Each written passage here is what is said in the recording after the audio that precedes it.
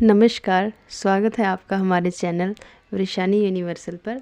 आज हम आपको महारथी कर्ण के बारे में बताने जा रहे हैं, तो आइए शुरू करते हैं। कर्ण महाभारत के महानायक हैं।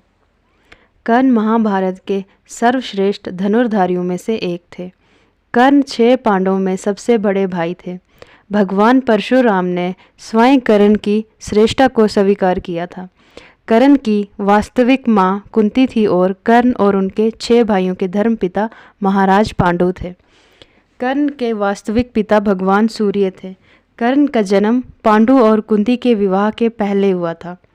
कर्ण दुर्योधन का सबसे अच्छा मित्र था और महाभारत के युद्ध में वह अपने भाइयों के विरुद्ध लड़ा। कर्ण को एक आदर्श दानवीर माना जाता है, क्योंकि कर्ण ने कभी भी किसी मांगने वाले को दान में कुछ भी देने से कभी भी मना नहीं किया, भले ही इसके परिणाम स्वरूप उसके अपने ही प्राण संकट में क्यों न पड़ गए हों।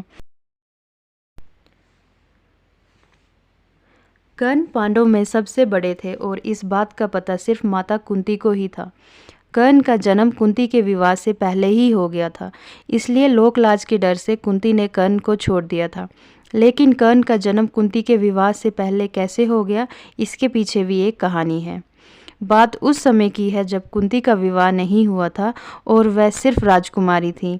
उसी दौरान ऋषि दुर्वासा पूरे 1 वर्ष के लिए राजकुमारी कुंती के पिता के महल में अतिथि के रूप में ठहरे। कुंती ने 1 वर्ष तक उनकी खूब सेवा की। राजकुमारी की सेवा से ऋषि दुर्वासा प्रसन्न हो गए और उन्होंने कुंती को वरदान दिया कि वो किसी भी देवता को बुलाकर उनसे संतान की प्राप्ति कर सकती हैं। एक दिन कुंती के मन में आया, क्यों न वरदान की परीक्षा ली जाए। ऐसा सोचकर उन्होंने सूर्य देव की प्रार्थना करके उन्हें बुला लिया।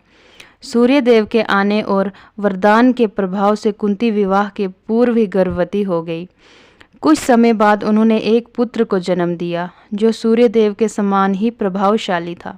साथ ही जन्म के समय से ही उस शिशु के शरीर पर कवच और कुंडल थे।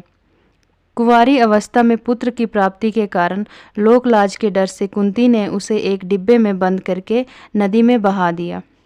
बक्सा एक सारथी और उसकी पत्नी को मिला, जिनकी कोई संतान नहीं थी। वह दोनों कर्ण के रूप में पुत्र को पाकर बहुत खुश और उसका लालन पालन करने लगे। यही सूर्यपुत्र आगे चलकर दानवीर कर्ण कहलाए और कई वर्षों बाद कुरुक्षेत्र के युद्ध में 5 पांडवों के सामने वह एक शक्तिशाली योद्धा के रूप में खड़े रहे। धन्यवाद। अगर कहानी अच्छी लगी हो तो वीडियो को लाइक और चैनल को सब्सक्राइब ज़रूर करें।